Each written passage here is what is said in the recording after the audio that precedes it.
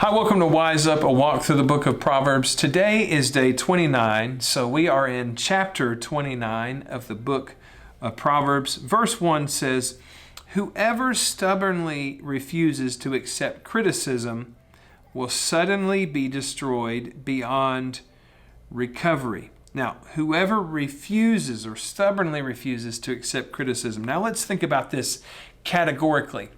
There's two types of criticism. One is valuable and one is not. And the first one that's valuable is constructive criticism. We've even created a special term for it, constructive criticism. Why? Because we're comparing it to destructive criticism. Now, there's healthy criticism that helps you grow and become better and get better at your skill, your craft, your occupation, your desire, whatever. And God has given parents to kids for instructive and constructive criticism. Now, there's also destructive criticism, or people that are critical, or words that are just critical, and they're made to tear down. Now, someone who refuses to accept criticism, he's talking really about this constructive criticism, which is to move people in the right direction. But sometimes even constructive criticism sounds hard to hear. It can be very difficult sometimes to receive. So if a coach is coaching a team, he might say, "Hey, so-and-so, Tim, you missed, 7 rebounds and you did this and you did that." Now, constructive criticism, but it may still be hard to hear. If you've ever watched an episode of American Idol, especially early on, there was sometimes good constructive criticism given, like, "Hey, here's what you really need to do to work on for singing." And sometimes people wouldn't hear it. They go, that's not, you don't know what you're talking about." And you're talking to literally business musical professionals that of course know what they're talking about.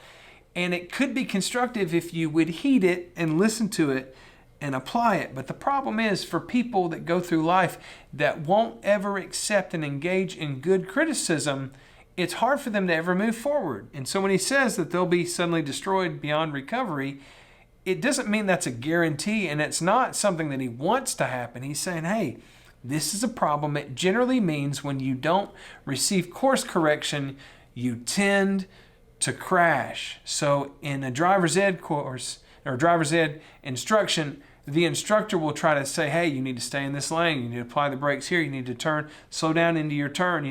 Hey, slow in, fast out, or fast in, slow out," or whatever the process is. But you get yourself sideways real quick when you don't receive any kind of instruction to move forward. Now, verse 18, it says, "When people do not accept divine guidance, they run wild. But whoever obeys the law is joyful." So when people don't accept divine guidance, when they don't listen to God, when they don't heed the Spirit of God, they run wild. And boy, isn't that true in our world today, that people don't hear divine guidance and they run wild. Now, somebody would say, "Hey, we're free, Tim. There's freedom, there's liberty. We can do whatever we want to do. I'm a person. What I do doesn't affect other people. What they do doesn't affect me." That's not true. A friend of mine said to me earlier today, and he was quoting somebody else, Andy Stanley, and I think I'm going to get this right. He said, "Someone's irresponsibility eventually becomes someone else's responsibility."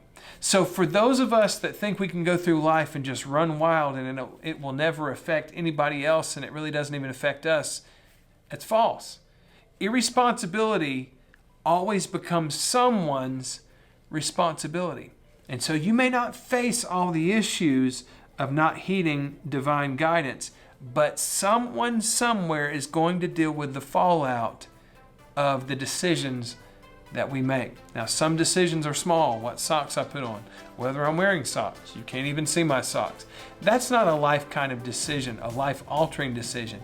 But some big things really matter, and we need to heed the voice of God, listen to constructive criticism.